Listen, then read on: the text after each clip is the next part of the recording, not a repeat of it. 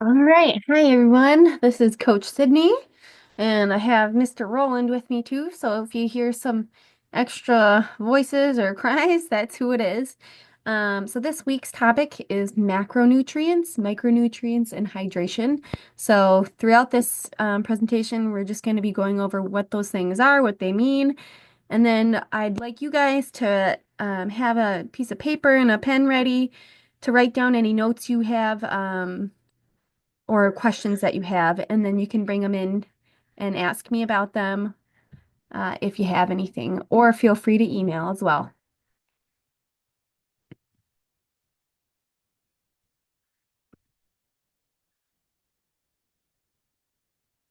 So, first up is macronutrients. So, what are macros or macronutrients? This is something we hear a lot about. So, macros or macronutrients means carbohydrates, protein, and fat. So, those are what we're talking about when we say macros. um, on there. So, the first one we're going to talk about is carbohydrates or carbs. So carbs, when it comes down to it, in the blood system or in the bloodstream, they all come kind of down to sugar. So, oh, it's okay. Um, so your body breaks down carbs into sugar, whether it's a piece of bread or a piece of fruit, it all ends up the same. And it is usually stored in the liver and the muscles. And if you have excess, it can be stored as fat.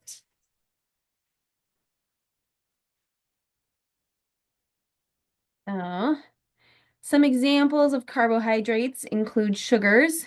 So you'll also hear the term simple carbohydrate for sugars. So this is things like candies, desserts, and also things like in milk. Starches are a form of complex carbohydrate. So they're made with a bunch of simple sugars put together. So this is going to be things like some breads, vegetables like potatoes, peas, corn, um, things like that. Fiber is also a complex carbohydrate. So those are the ones you want more of in your diet.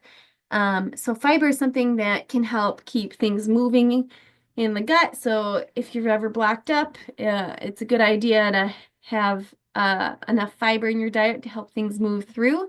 It's also really good at controlling cholesterol and blood sugar.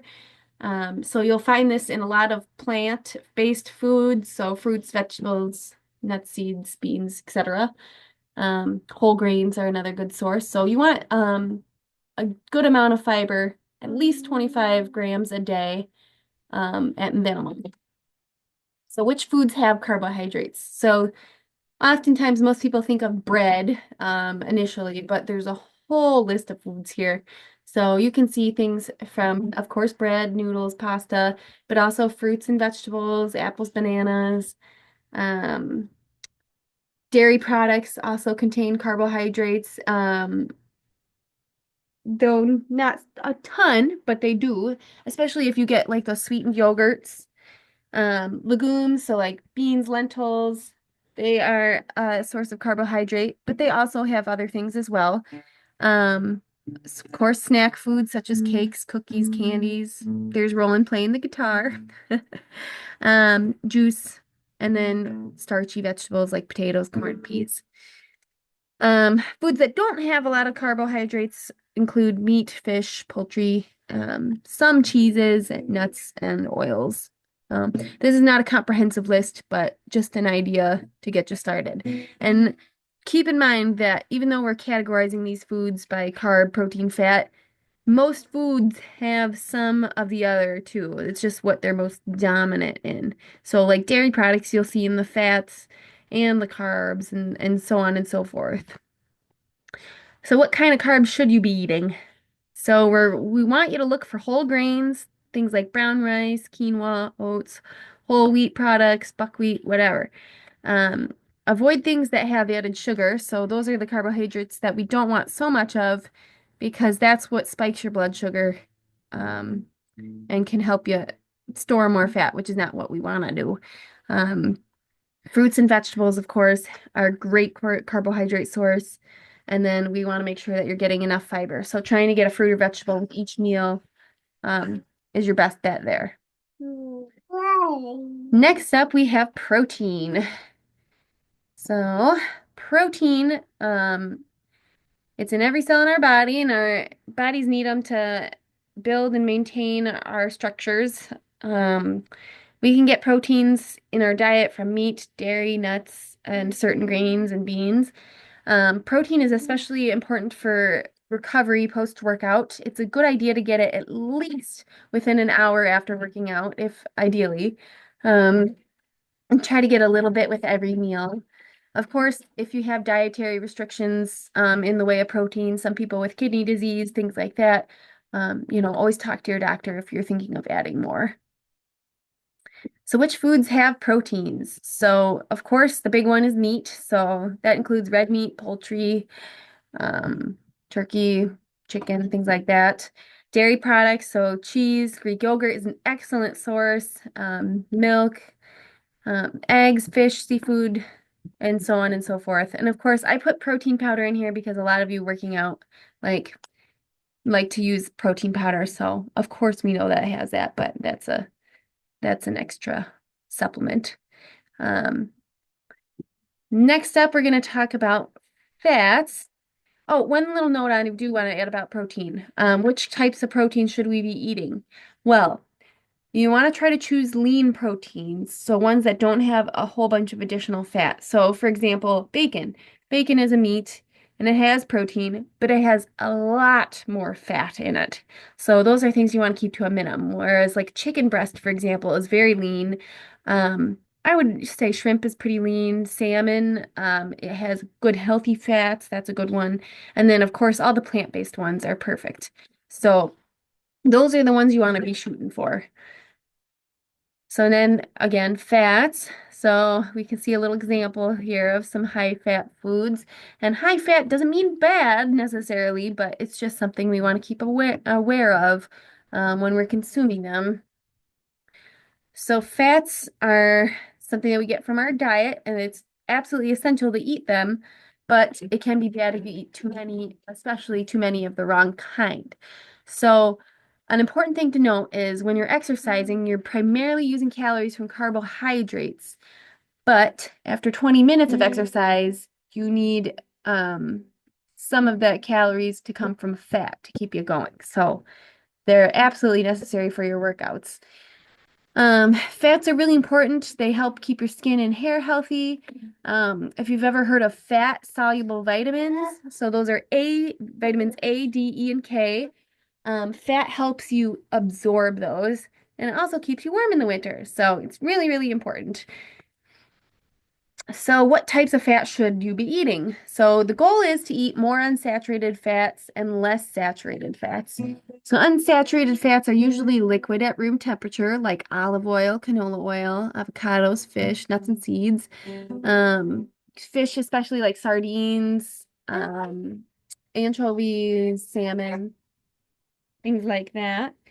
Um, Saturated fats are the ones we want to minimize. Again, I'm not saying they're terrible. Like we do need them in our diet, but we tend to get too many of them. So fat is not the enemy, it's just the quantity and the type. So, foods that tend to be high in saturated fats, so that's the stuff that's gonna cause your cholesterol to raise, which we don't want, is certain butter, certain cheeses, whole milk, ice cream, heavy cream, fatty meals, things like that. So those are things we want to kind of limit in our diet as much as possible. Fried foods are also included. There's Roland playing the guitar for you again. So again, what types of fats should we eat? Here's a picture of some healthy fats. And again, saturated fats can be healthy too. It's so like coconut oil is a saturated fat. But we just want to keep in mind how much we're having. and try to go more for the olive oil, avocado, nuts, seeds, fish. All right. Next up, we have micronutrients. So, what are micronutrients? Micronutrients are the vitamins and minerals needed in our by our bodies, then they're needed in very small amounts. So the difference here, we see macronutrients are carbs, fats, and proteins. Micronutrients are vitamins and minerals, like if you've heard of calcium, vitamin A, folate, zinc, iron. Iron is a big one that people have heard of in terms of minerals. So let's break that down even further.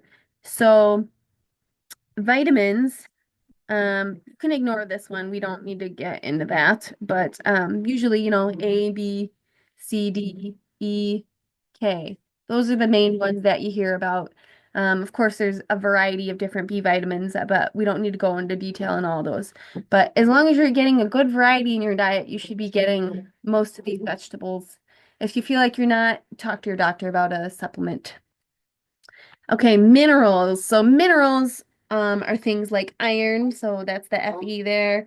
Um, Potassium, magnesium is a big one. Sodium, so salt is a mineral. Phosphorus, zinc, things like that. So you can kind of see examples here. So like iron is showing eggs and leafy greens, copper, nuts, and seafood.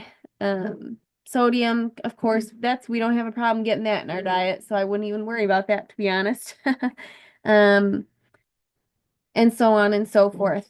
So those are things to be thinking about. You usually, if you're eating a good variety, you don't have to worry about the little ones, but it's just something to be aware of. Those are part of the micronutrient. All right. And then I know everyone has a precision nutrition meal plan that they can follow, but if you're ever confused on how much to eat and you want another source of information, My Plate is a good option. It shows you exactly how much you should be eating on your plate of each type of food. And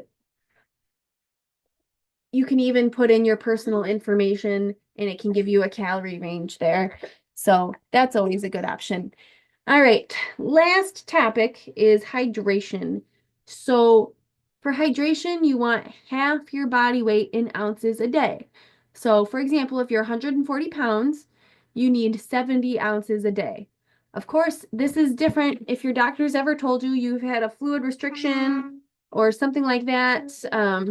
People with like congestive heart failure or kidney disease, always listen to your doctor on their fluid restriction for that. But as a general rule of thumb, you want half your body weight in ounces. All right.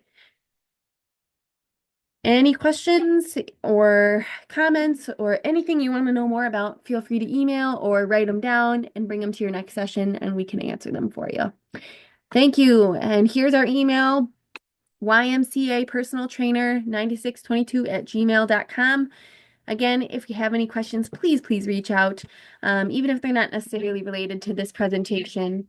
And have a great day.